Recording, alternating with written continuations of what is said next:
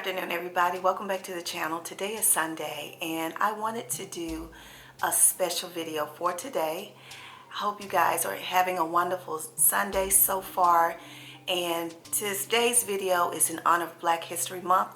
So this is a very special video for me.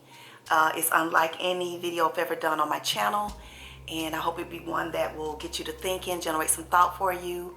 I actually disabled the comments as well as the likes because it's not a video that I'm trying to actually profit anything off of.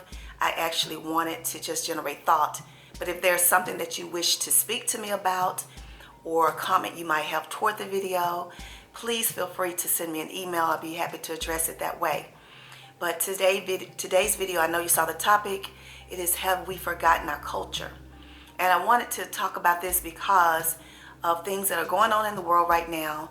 And today I went to worship, and the video, the message that I received today was so empowering. That actually was the topic. And I, like a lot of people, was kind of shocked. It would kind of look like, okay, where's this going? I think a lot of people was taking it a little personal. They didn't know where he was going with that message. But it opened my eyes to think about the state of the world and our culture as a race. And there's a lot of things that are happening and transpiring right now. And I feel that if we don't start looking at what's going on in the world around us, and that we will see the demise of our race. And sometimes I feel like you can go so far that you can't come back from certain things. So I think that this is a topic that needs to be talked about.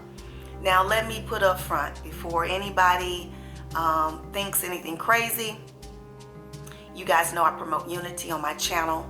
It doesn't matter to me what color you are, what your race is. I promote unity and equality for women.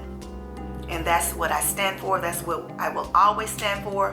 So nothing about that will ever change, guys. I love people. I love women especially. And y'all know I support women to the utmost. So this is truly not about race or tearing down any particular race, but for all of us to think about where we're going. You know, I thought about my upbringing as a child, and he actually addressed this. He talked about the pride that our race had back in I would say, he said from the 40s, which I wasn't born in, the 40s, 50s, 60s, and 70s, how even though there were a lot of black people at that point in time that didn't have much, we come from homes that where people were working hard just to survive, just to feed their families. But there were always a family gathering on Sunday where you had to get together and to sit down with the family and have that meal. And it brought me back to my childhood, and I was a teenager in the late 70s and the early 80s. And I remember that. I remember no matter what was going on in our lives, no matter how upset we might have been about certain things, my family had to sit down at the dinner table. You was not going to have dinner unless you sat down at the dinner table. That was the place where you sat down. You could talk about your day. You could talk about whatever happened to you, whether you was angry or just if you had some good news you wanted to share. That was where you did it. Today is a little bit different. People are in different rooms if they sit down at the dinner table at all. So our culture has changed, and so much so that we don't gather together. And I think the demise of the family is because it is not required. There's not leadership in the household. Even if it was a family that only had one parent, you still had those responsibilities in that family. And so in order to take pride in our culture, we got to remember where we come from, the things that our ancestors taught us, the things that our great-grandmothers and grandmothers, taught us, our grandfathers, our fathers taught us. And it's our responsibility as a race to teach that to our children. It is so many parents now that don't take an active role in their children's lives. Now, we do know that there are things that can keep you from doing that. We do know that people are working more. People are working multiple jobs. You're not, blessed to have just that one job to go to, and then you can come home and sit with your family. Sometimes we're doing 2 jobs. Sometimes we're doing 3 jobs. There has to be a time that you carve out just for your family. And I remember when I worked hard that way, I didn't have a lot of opportunity to still sit down with my children. But I made sure that I set aside a day for us that we did things. We would go to the movies, or we would go to some park, or I'd take them swimming, or I'd take them skating. We had a family time. And I didn't have a lot of money a lot of times.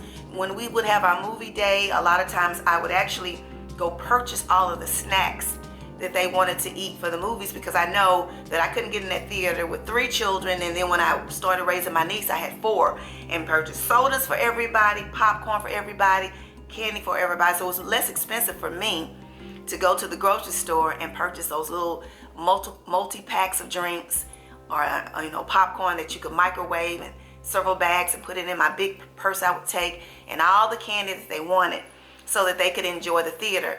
And that was my way of making sure I had that quality time with my children, to be able to let them know that I love them, that no matter what we're going through, we still were family. And we got to get back to honoring that culture. People would sit around the TV and watch their favorite shows.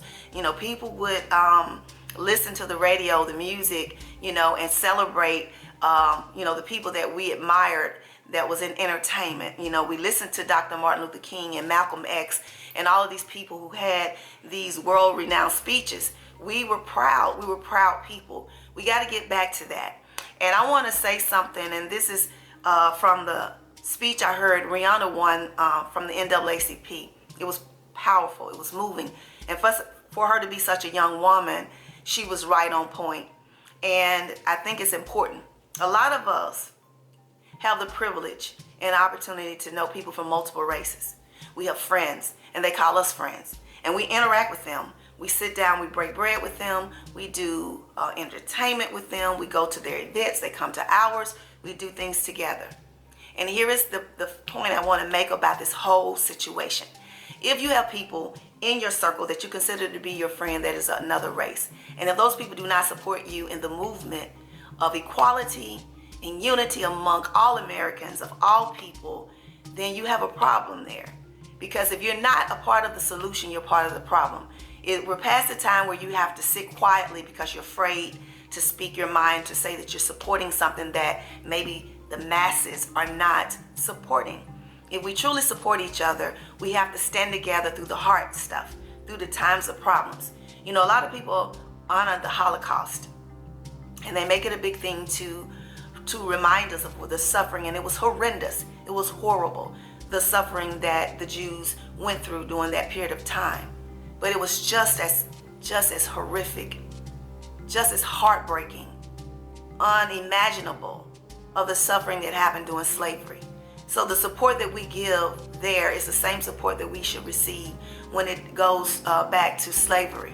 So in order for us to honor both sides of that, we should be able to come together and recognize the problems that are on both sides, and we need to come together and support each other together in front of the media, in front of your friends, in front of the naysayers. It's important that we show that we can build our families, our races to be proud again. He talked about being proud, even when we didn't have money. People were broke back then, but we were proud. He talked about layaway, how regardless whether or not you had the money to go purchase things, our mothers and our fathers would put things in a layaway. And back then, I think he said in the early 60s, it was like $1 to put something in a layaway, and you had 3 months to pay it off. I thought that just warmed my heart to hear that. And when you got it, you were happy, you were proud. You had your new clothing, your new shoes, and you walked down the street as if you had just went to the store and purchased them that same day. What happened to that pride we had in that? In the fact that regardless if we didn't have the money everybody have, that we could still be proud black people. We got to stop allowing society to raise our children and teach them things. We got to stop allowing the things that are happening in our environment to raise our children. We got to get back to caring about what they're doing, what they're seeing, what they're reading, who they're hanging around. Get in your young teenagers' business. If you have minor kids in your home, if they're still living with you, you have a right to be in their business. And I know a lot of times people say, oh, they have a right to express themselves. They're They're their own person. They have their own identity. I believe they're just like the next person. But it's also just as equally important that you be the example so that they'll know how to conduct themselves when they get out into this world. So you don't stop raising your children just because they become teenagers and they get to the point where they have their own identity and they want to experiment with things. You allow them that space, but you still teach them what they need to know to be able to thrive in this society, in this world. Because guys, it is getting harder and harder and harder here. And a lot of people are choosing to leave this country because they're tired of fighting a system that doesn't support them. And I can really relate to that and understand that. I've even thought about it myself. So I want to just appeal to those who are still family oriented, who still believe in pride of your family and love for your culture. I love being black. I wouldn't want to be anything else. And that's not putting down any other race, but to grow up and think of all the hardships that my family endured for me, my ancestors endured for me. I am so proud to say I'm a black woman. I'm so proud to be strong and to be able to say that through all of the things that I've experienced in this life, I am still standing. That's something I know for sure. Still I rise, regardless of what's going on around me. So I wanted to jump on for this one moment or few minutes in Black history to just celebrate the pride of being black. Don't be ashamed of being black, young people. Be happy, be celebrated. Research, learn about your ancestors, learn about the people who came before you, who bled, suffered, and died, so that you have a right to be, a right to live. Take pride in that. And that is all I have today. I pray that you all will be blessed by this video. If you decide that you want to leave me a comment, please feel free to email me. I just want to generate thought, to get you to thinking about where you are and what you're actually doing to empower people, to promote unity, to celebrate blackness. Don't be afraid of doing that. Get out there and celebrate. So until next time, I wish you guys peace and love, and I'll see you real soon.